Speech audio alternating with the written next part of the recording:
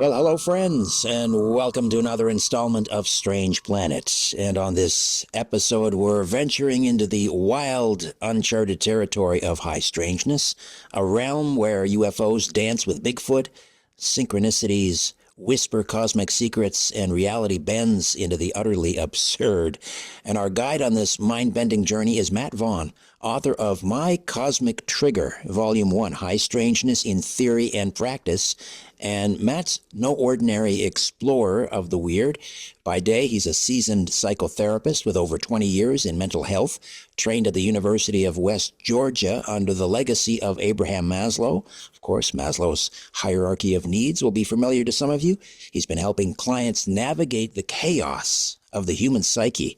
But since childhood, he's been a relentless paranormal researcher, chasing gnomes, orbs, and the trickster's shadow through the back roads of existence. He's a multidimensional artist, writer, poet, podcaster, comedian, and musician. And Matt's spent decades peering into the dark corners of reality, inspired by the likes of Robert Anton Wilson and armed with a rare blend of clinical insight and shamanic curiosity. And his book isn't just a study, it's a roadmap for pulling your own cosmic trigger, surfing the weird waves of today's world toward transformation, or maybe even salvation. So buckle up, folks. Matt Vaughn is here to name the unnameable and take us beyond the looking glass. Welcome to Strange Planet, Matt. How are you? I'm good. It's great to be here. That was a great introduction. Appreciate it. My pleasure. All right. So what's your definition of high strangeness? Sure. High strangeness. Well, let's start with you had Hynek's son on, and he had, there's a more clinical definition of high strangeness, but let's talk about sort of how it's known sort of colloquially now. And it is when two or more paranormal subjects intersect, as you said, UFOs dancing with Bigfoot. But as we, Hynek came up with the strangeness rating, and it was literally just to describe if a incident, say you see a UFO in the sky, that is one level of strange. Your car stops when you see the UFO, that's two levels of strangeness. But I use it, I like the intersection of all the paranormal topics, UFOs intersecting with Bigfoot. Yeah. And tell us a little bit about your childhood, as I say, chasing gnomes and orbs. And I mean, talk to me about the high strangeness you experienced in your formative years. Well, I'm trying to think. There was when I was my first paranormal experience was, and I did talk about it in the book. I heard I was about 4 in the hypnagogic state, like going to sleep. I heard a strange metallic voice, and it was one of those experiences. Even at that young age, I had enough awareness to.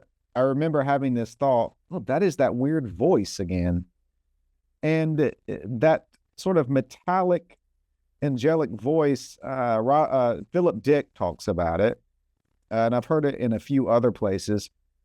But I didn't have really too many experiences. Well, yeah, I did, I guess. So there was an orb that came into my room when I was in high school, and then I saw gnomes on a field trip when I was in 5th grade. Wow. I saw little people. Well, that's North Carolina. I mean, legendary little people sightings in North Carolina, from my understanding. Yeah, there's definitely a lot of reports. You also write about tricksters, owls, or ultraterrestrials, I think is the term you use, sort of steering the ship of high strangeness. But well, let's just talk about the role of, why do we call them tricksters for first off? What do we mean by tricksters, and why do we look at owls? And I've done shows about the connection between owls and UFOs. let's start with the definition. What do we mean by tricksters? And then let's get into what owls have to do with this. Okay, trickster is referring to the trickster archetype. And why is it why is it called a trickster? Because it facilitates experiences that are humorous or not explainable, or, as I like to say in the book, utterly absurd, that don't make rational sense. So, as I say in the book, I believe that the trickster archetype and the trickster nature of high strangeness is has a pedagogical function. It's trying to change our perception. And jokes and tricks are one way to do that, especially when what we're trying to learn is outside of our normal way of thinking. If you're laughing, you're learning.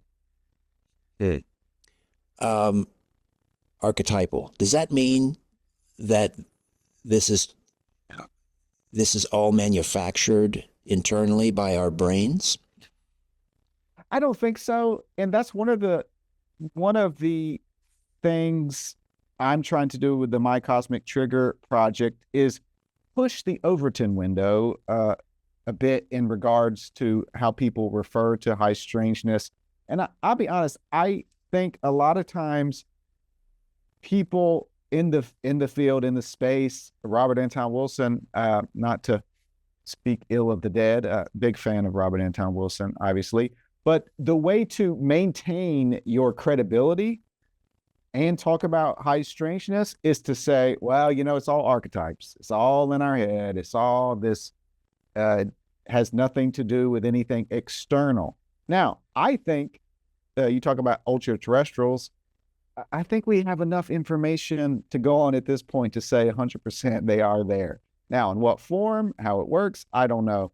I'm a mere human, but I'm not going to take that stance of, oh, it's all in our head, it's all archetypes. I believe the phenomena, the high strangeness phenomena, interacts with the human psyche on the archetypal level.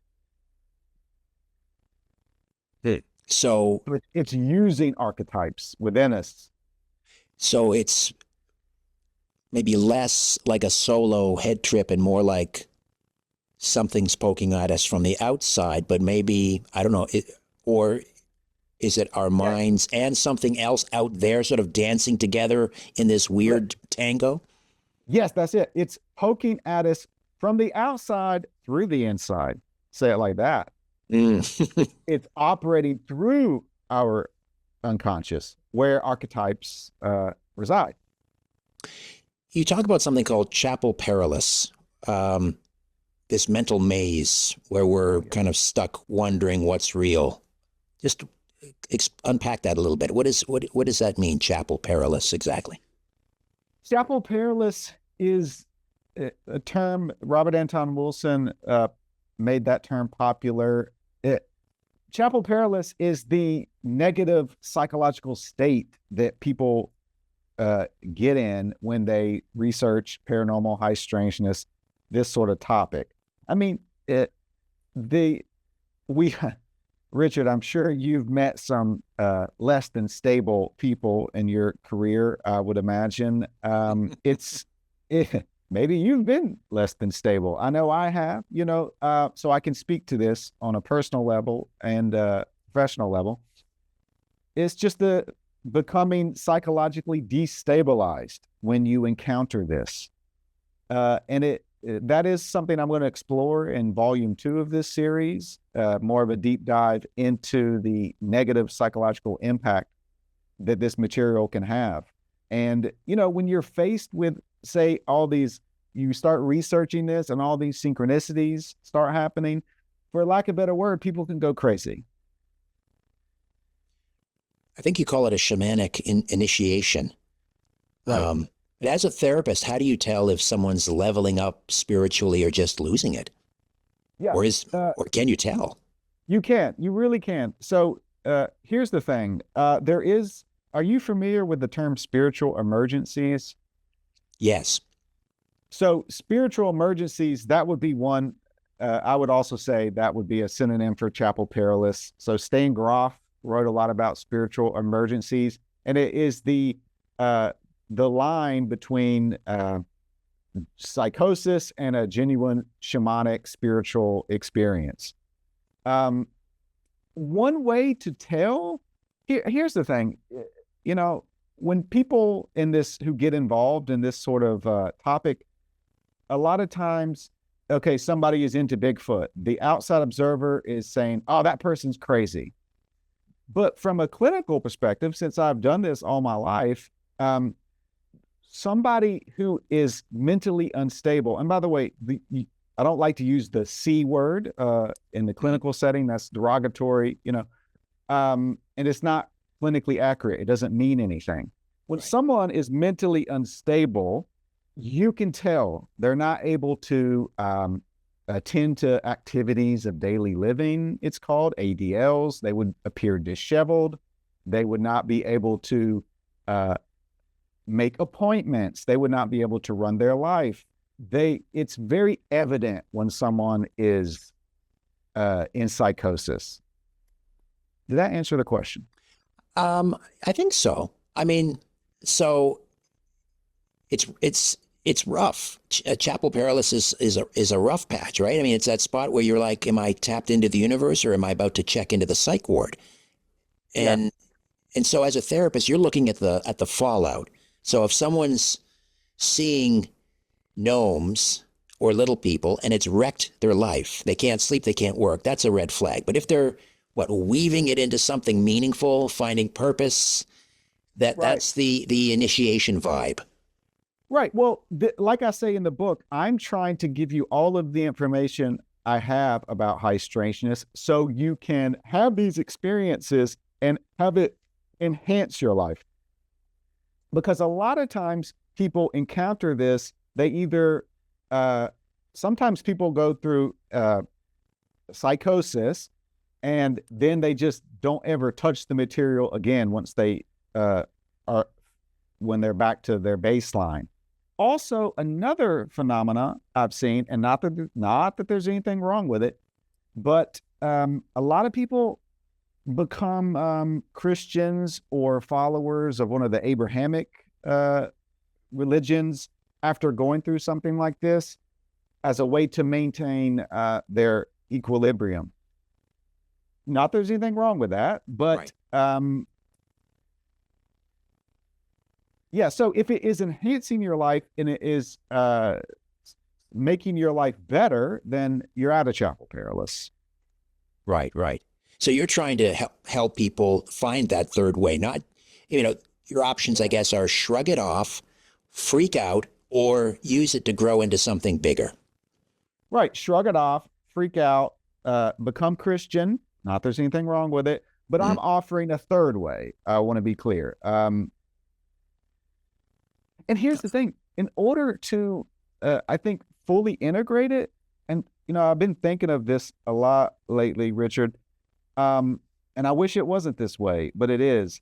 You're going to have to do a lot of mental work and a lot of academic work and really think through this thing if you really want to successfully make it through chapel perilous. There is no easy way.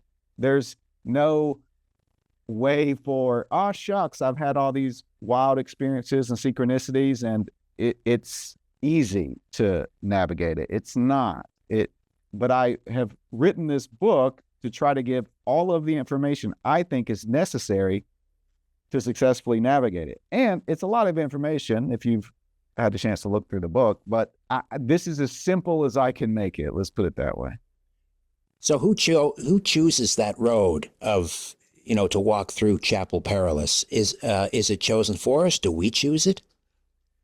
It seems to be a little of both. And I think that is why one reason it destabilizes people is because it has sort of the effect of you're being sucked in, sucked through the looking glass. It feels like you're not in control of it. Something is happening that there's a gravity to it that you're unable to stop. You've got this Rumpelstiltskin angle. Oh, yeah. Naming the weird. I guess, to take its power. Tell me a little bit more about that.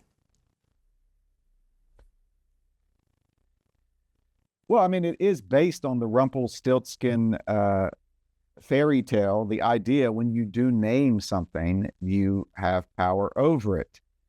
And, you know, also, though, with Rumpelstiltskin, as I pointed out in the book, and this I got from Michael Hoffman. If you're not familiar with his work, highly recommending. He worked with James Shelby Downard. I don't know if you know James Shelby Downard. No. But those are two names. Talk about rabbit holes for you. So the idea, though, okay, so the story is the maiden learned the name of Rumpelstiltskin and she gained power over it. But as he points out, the sub rosa of that story is how did she learn that name? She learned it through random chance, through synchronicity. It guided her to randomly find the little goblin in the woods. So it was sheer chance. That is the power, the sub rosa of that story. That, okay, we have to name something to gain power over it by strangeness, but how do we gain that? Through synchronicity. What if slapping a label on it, though, kills the magic? I mean, are we boxing up the mystery just to feel safe? Oh Lord, I don't think that'll ever. I don't think with high strangeness, I don't think you're ever going to feel safe. You know, maybe in 100 years, you know, on the mothership or something, we'll feel safe then. You know, I don't think we're in danger of that. You also talk about window areas, places like Asheville or Montauk on Long Island, where strangeness goes nuts. You say people or rituals can sort of crank that up. Well, talk to me a little bit about that. These areas of these window areas. They can be places where, again, there just appears to be a lot of high strangeness happening, but in other cases, it seems to be sort of, I don't know what, manufactured in a way. Yeah, it appears to be an interaction. So in the book, I tried to give all of the different theories as to why high strangeness window areas exist. So there's one theory that is because of the type of rock in the region, the quartz, and intersections of ley lines. But also it does appear to be enhanced by ritual activity.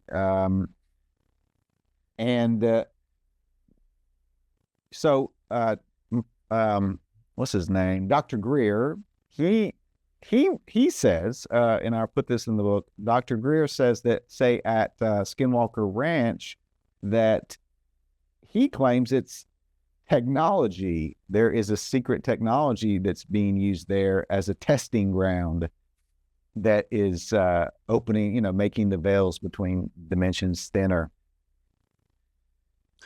Right. So let's take the example of Montauk, and we were familiar with the legends of these, secret experiments and time travel and children going missing and underground laboratories and so forth. So if you show up to Montauk, ready for the weird, bam, you're going to see it. Yeah, I think so. If you have certain sensitivities and you put the work in, I definitely think you're gonna have results. Right, but then you have other places like Somerset, Kentucky, where UFOs and cryptids, they keep popping up without any, without the need for a hype machine, if you will. So what's happening there? Well, once again, it goes back to the Somerset is where the Kentucky anomaly is, where it's, please forgive me if anybody cares, it's granite or quartz. I always get it mixed up, but in that region of Kentucky, there is the largest deposit of granite or quartz, I forget, and it's on the NASA website there, and in that spot, because there's so much of that mineral, it's like literally pulling down the atmosphere. So, I think it's a combination of all of these different things. So maybe let's say Dr. Greer is correct. Let's say Skinwalker is because of some secret technology. It's the veils are thinner. Somerset is because of the mineral. I do think there's many ways to create these sacred spots or high strangeness window areas. It's not just one way to create it. But one of the things I'm advocating in the book, and I want to go into this more in volume 2, is for people, ordinary citizens, is to consciously create these window areas, to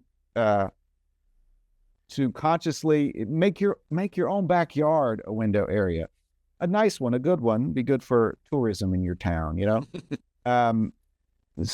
So did I answer the question? I think so, but you just said something at the end there. I'd be curious to follow up on. How do we create a window area in our own backyard? All right. Let's figure this out, Richard. So I'm a practicing occultist, so certain rituals, but also I want to say, don't overthink it. I will say this to people: don't overthink it. Go out in your backyard and crack open a beer and say, "This is a sacred space," and there you've done it. And then see what you're moved to do. Are you moved to put up a nice statue of one of your favorite religious icons? So I don't think you have to overthink it. Now, I'm not saying the more thought and effort and energy you put into it, the better. The more elaborate sort of practice you do around what's going on in your backyard, the better. But I like to remind people, you don't have to overthink this stuff. One thing I do, in all of my property, I crush up eggshells. Okay, so there is this idea that eggshells keep away negative energy. So in all my properties, I spread eggshells and keep the negative energy out. They also keep the slugs away from your hostas. But that's just a quick aside. Is that right? Okay. Yes, they do. They do. Well, you had me go out into your backyard and crack open a beer, so I'm on board. Yeah, right. Yeah, just you don't have to overthink it. Just if you want it to be a sacred spot. Now, maybe I need to give a disclaimer. Before you start trying to open portals and that sort of thing, at least read my book is what I would say. Because there is that dark side of high strangeness. And when you start fooling around with things, it can get kind of hairy. Mm-hmm. And that's why I think that's where Chapel Perilous comes in. People have experiences that are scary and it scares them away. That's where I think that's where I think some people choose religion to deal with it. Something really sort of frightful happens. Does that opening of portals and so forth, and maybe not following the proper protocols, does that explain maybe, because we have these sort of divergent accounts of alien encounters. We have people who have horrible alien abduction experiences where they poked and probed and so forth. And then we have other accounts where, maybe they're even healed after being taken on board, or they're shown, how we're all, one with the earth and so forth. Is that maybe the key there that unlocks that paradox, that someone has improperly opened a portal? Well, but okay. So here we're getting into you speaking of ultra-terrestrials. What I talk about in the book, and the more you go down this rabbit hole, the more you are confronted with this. So if there's ultra-terrestrials, it begs the question: are they good guys or bad guys? What the research shows is there's both. And this is where the concept of a war in heaven comes in. So if there's a portal open, where the veils are thinner, it implies uh, the good guys can come through the over the bridge, and the bad guys can come through. You have this phrase. It's quite a mouthful in the book. Cosmic, synchromystic, galactic, gnostic, gonzo group quantum questing. um, it's all about synchronicities, those freaky coincidences. Skeptics say we're just seeing patterns in the noise. I mean, how do you argue they're cosmic, not just us being human? Well, I don't. I mean, listen. How am I going to argue a skeptic my cosmic synchromistic gonzo questing and and the existence of psychic Bigfoot? This is not an area I'm going to be able to convince anybody. So I say this in the book, and I live this. I am not in the convincing mindset, because how in God's name are you going to convince somebody that they're a psychic Bigfoot? In order to be convinced of any aspect of high strangeness, you have to go through it. There's no other way to be convinced of this phenomenon. So I do encourage people to, hey, it's a free country, as it were. If you need a hobby, then try to convince skeptics. Hey, do what you got to do. But it's not something I'm interested in.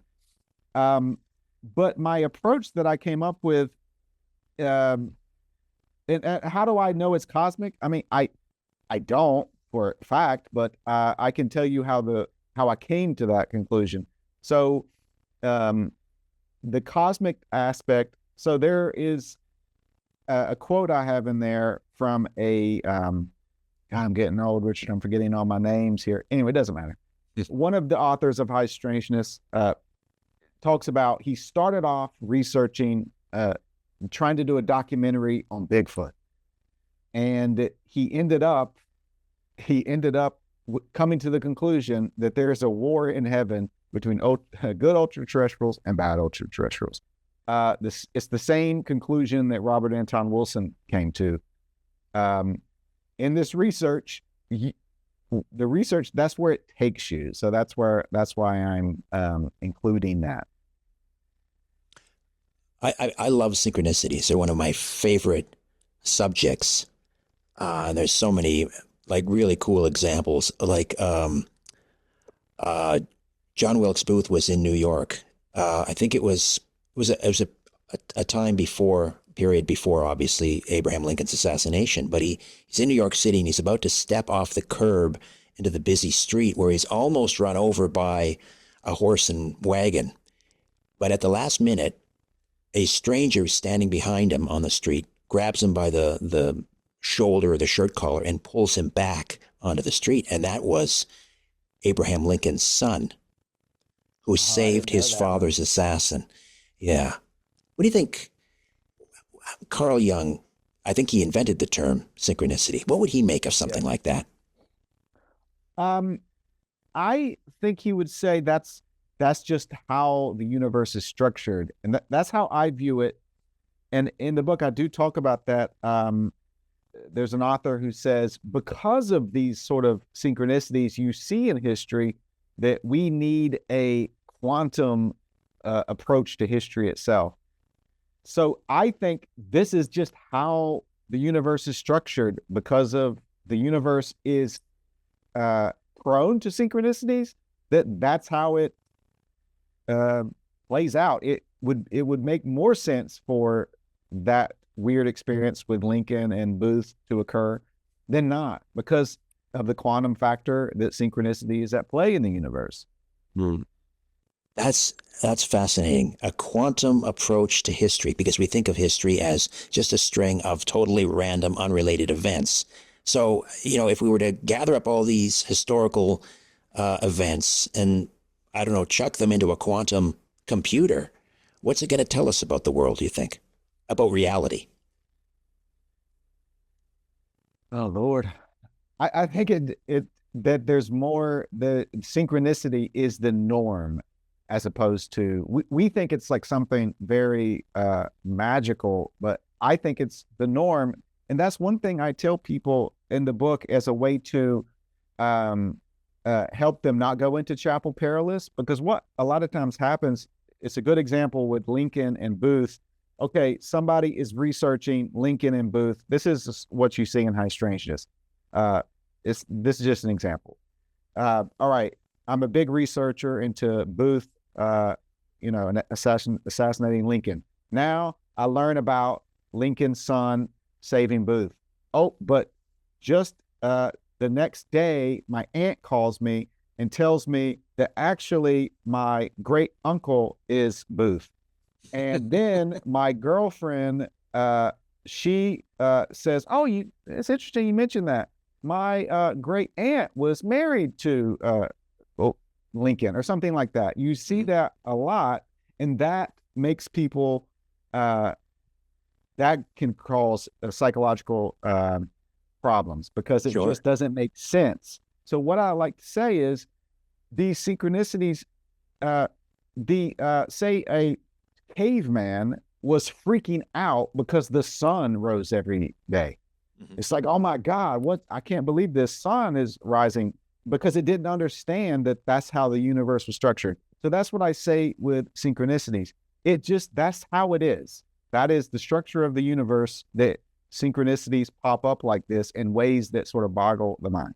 Right. It's almost like this lattice or scaffolding. But it's shrouded from us. And occasionally some of us get a glimpse, and if we scratch at it a little bit more, we see more and more and more and more of the scaffolding. And some people, I don't know, maybe this is enlightenment, when you see the entire edifice or the entire scaffolding that surrounds or that is reality. Yes, scaffolding. That's a great way to put it. And as I talk in the book, when people have high strangeness initiations, you're sucked into chapel perilous. One way it's described is you're seeing the wiring behind the wall of reality. So it's the scaffolding. And that's what all these synchronicities do. It's like you're seeing the scaffolding, you're seeing the wiring behind the wall. But it just appears to be how reality is structured. We're all living in more. Sorry, go ahead. No, you go ahead. Well, I was going to say there's even more weird stories with Lincoln and the synchronicities. I'd never heard that one about Booth being saved, but there's even more weird stories. So it appears that's how reality is structured. So don't get mad at me, people. I didn't make reality this way. Like, this is how it seems. You give a nod to AI in the book, like Elon Musk's summoning the demon line. Could artificial intelligence be its own cosmic trigger, maybe even an ultra-terrestrial we've cooked up? Oh yeah. Okay. Let me take a sip before we get into AI.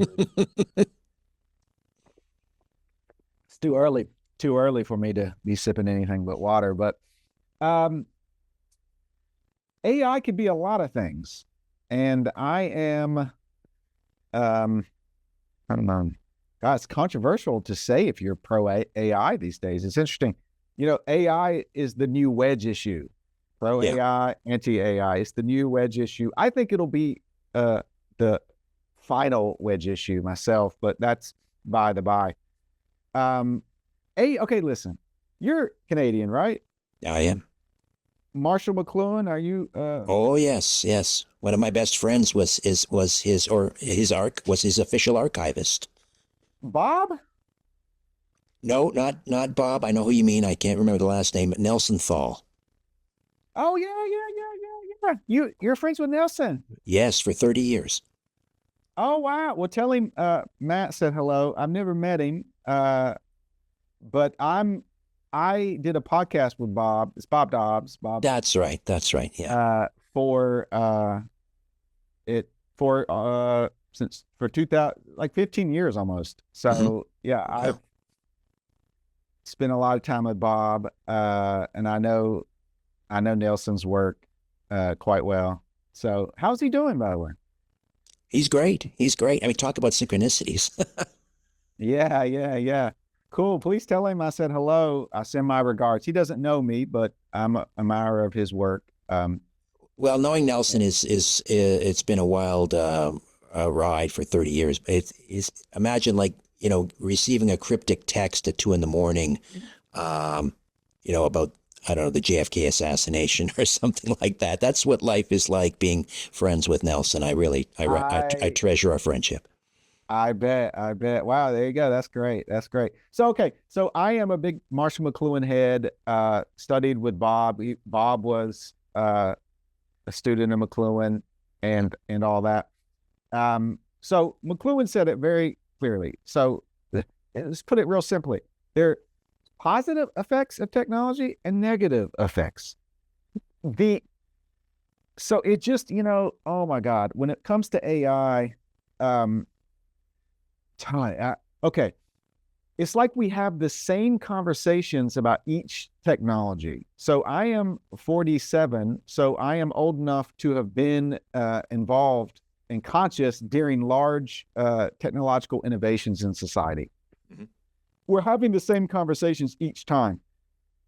The internet going to destroy everything. Social media is going to destroy everything. Now AI is going to destroy everything. It certainly could, but the potential of AI is the positive potential AI is a cosmic trigger. It's the next evolution of consciousness, and it is just around the corner. So buckle up, people. It is just around the corner.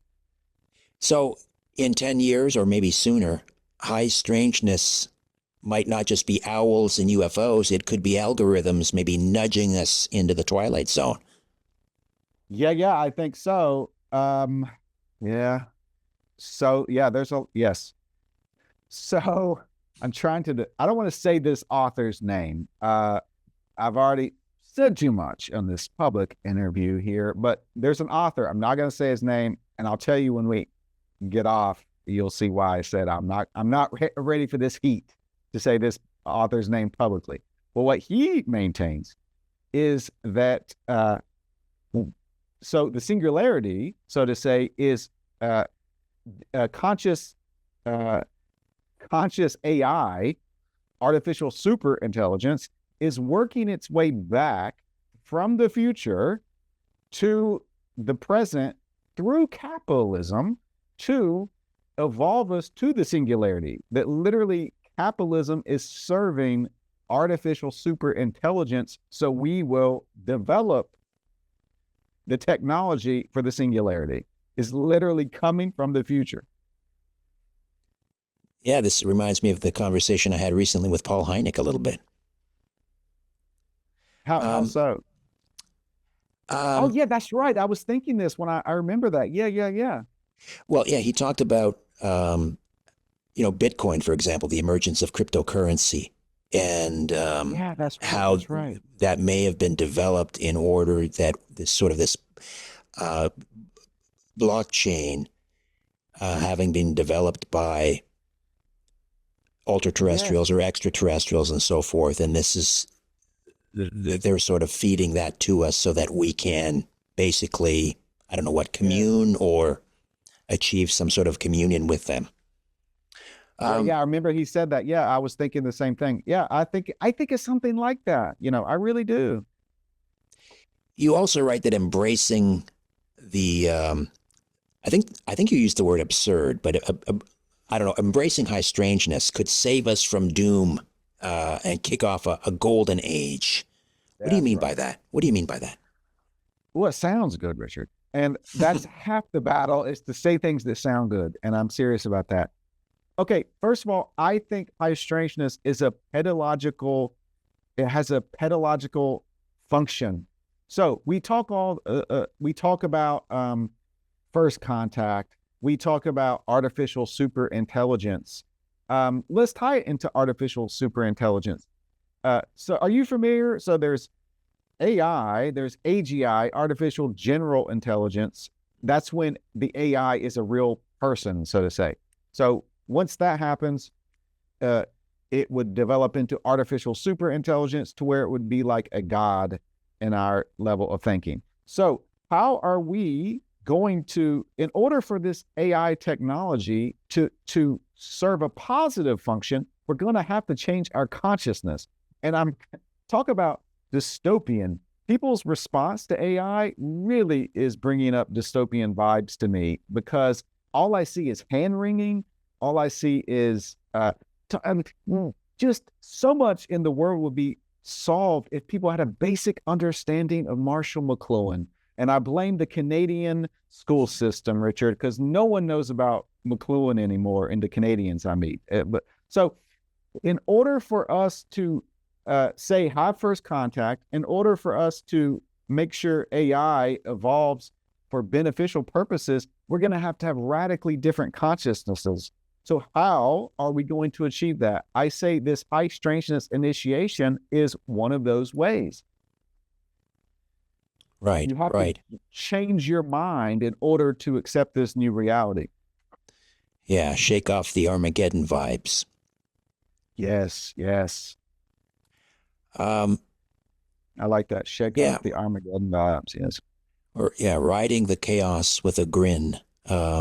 Which I used to put that on my if I was applying for a job, I used to write among my so-called skills, stare down chaos with a smile. I like that. I like that. But I mean, the AI stuff, the weeping and gnashing of teeth these days with AI is quite something. Computers talk to us now, Richard. I don't know if you know this. They literally can talk to you. Mm-hmm. Like, that's magic. I was talking to people about this. If you would have told me 5 years ago, oh yeah, you'll have a program on your computer, it'll just talk to you like a real person. It's not a real person, but it essentially seems that way. I'd have said, that's crazy. There's no way. Yeah. Yeah, I guess it gives new meaning to the term imaginary friends. Yeah. We're literally, it's us, it's humanity mirrored back to us. It's quite something. Yeah. How about your encounters with high strangeness? Have they abated at all since you've? Oh Lord. Or is it ramping up? Yeah, ramping up. God help me. And this is sort of a going into this, it would have been helpful for me to remember this. Like, all right, of course Nelson Thal. It's like, of course you're friends with him. That's just how it goes. So it is ramping up. But interestingly enough, it's not destabilizing like it used to be, but it is ramping up. I mean, writing this book, man, some of the stories with people who reached out to me, it's wild stories, man, from credible people, people who don't want to be public about it. Can you share one? No. No? What can I share? No, not that, not the stuff they told me not to share, not in a public forum. No, what about a personal one though, for you? Something that you've... Oh, well, geez.